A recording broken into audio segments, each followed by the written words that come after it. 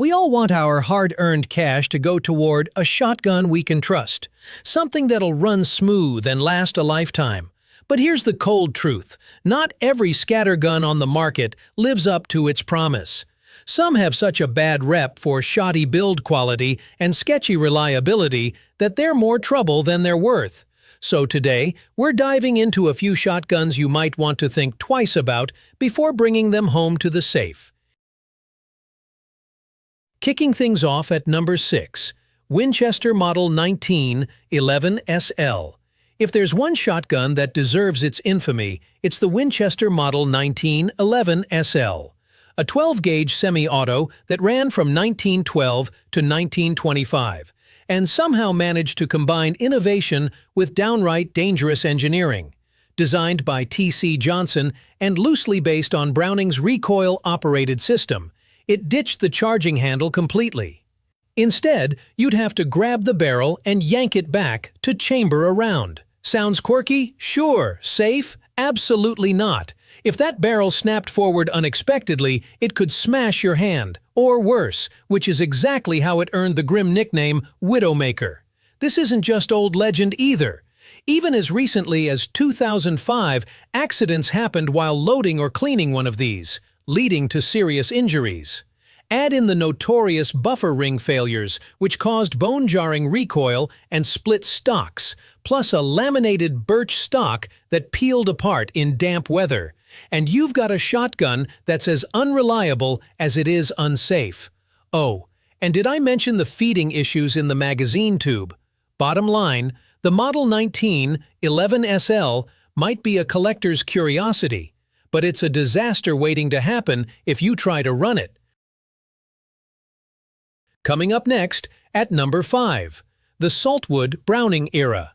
Now don't get me wrong, Browning has put out some of the finest shotguns ever made, but there's a chapter in their history that's a cautionary tale for any buyer.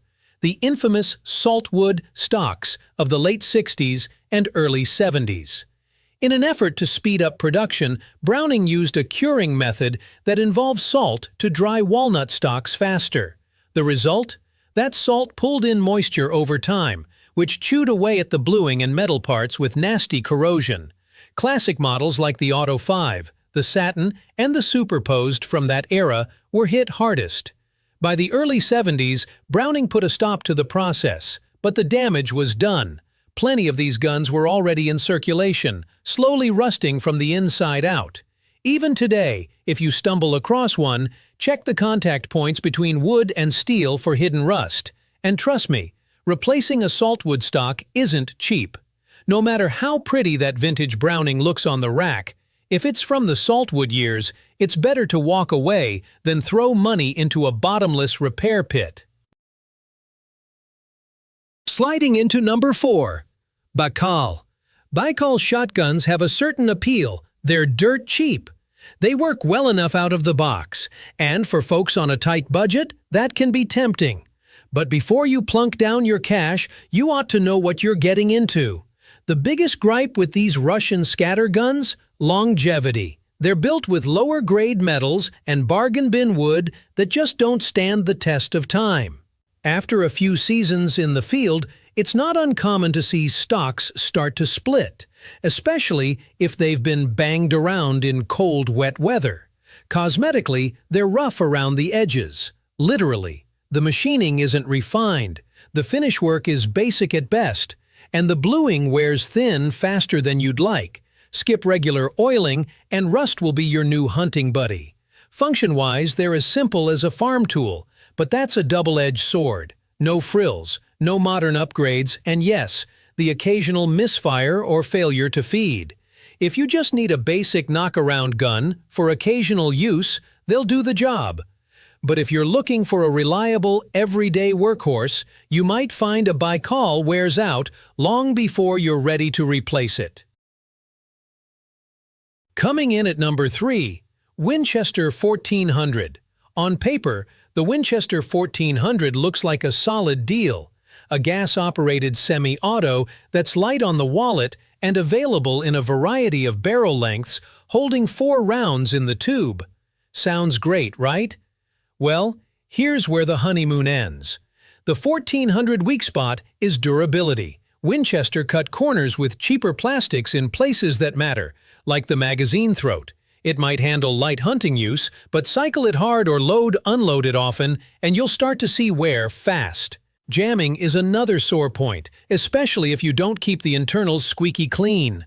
The recoil spring, which keeps the action running smooth, is notorious for losing tension over time, and with limited aftermarket parts out there, finding replacements can be a headache. Sure, you can keep one running with careful maintenance, but you'll be fighting an uphill battle against its reputation. Winchester themselves realized they had a problem, which is why in 1968 they rolled out the Super X1, a beautifully built, ultra-reliable semi-auto that fixed everything the 1400 got wrong. The catch? It cost a small fortune to make, which doomed it after just a few years. Eventually, the Super X2 came along, blending the affordability of the 1400 with the rugged build of the X1, and it became the shotgun the 1400 should have been all along. So if you see a used 1400 at a bargain price, do yourself a favor. Skip it and grab a Super X2 instead. You'll thank me later. Closing in on number 2. Remington CTi 105. When Remington rolled out the CTi 105, it looked like they were about to rewrite the semi-auto rulebook. A titanium and carbon fiber receiver, bottom eject design, slim, modern profile. On paper, this thing was a tech lover's dream. But if you've ever run one, you know the story. The honeymoon ends quick. The CTi 105 had a nasty habit of locking up at the worst possible times, leaving shooters clearing jams instead of breaking clays or taggy birds. That bottom eject system was clever for keeping empties out of your buddy's face, but it also made cleaning and maintenance a chore. Even worse, the gun just couldn't reliably feed a variety of shells. Light loads, heavy loads, the CTi would get picky, and not in a good way. Sales tanked, so Remington tried a do-over with the CTi 2. Sadly, the second act still stumbled with cycling issues, and by 2009 the whole project was shelved for good. Moral of the story? Skip the gimmicks and stick with a semi-auto that's earned its stripes in the field. And topping off our list at number 1, Cobra Terminator. If you're shopping for a home defense scattergun, let me save you some grief. Leave the Cobra Terminator on the rack. Sure, it's cheap, but it's also one of the most unpleasant shotguns you'll ever shoulder. First problem? Balance, or more accurately, the lack of it. The stock and grip feel like an afterthought, making long sessions downright miserable. Comfort matters in a defensive gun, and the Terminator misses the mark completely. But the real deal-breaker is the build quality. We're talking bargain basement materials that won't hold up under serious use, plus a slam-fire action that kicks like a mule. The whole barrel assembly shifts back under recoil, delivering a punch to your shoulder that'll have you reaching for ice packs after a few shots. Reliability? Let's just say spotty would be generous. Frequent malfunctions make it a gamble in any high-stakes situation. If you value your comfort, safety, and sanity, there are dozens of better options. From the Widowmaker Winchester to the Terminator that can terminate your shoulder, these are the shotguns you're better off leaving behind. Spend your hard-earned money on something you can trust, not a headache wrapped in steel and wood.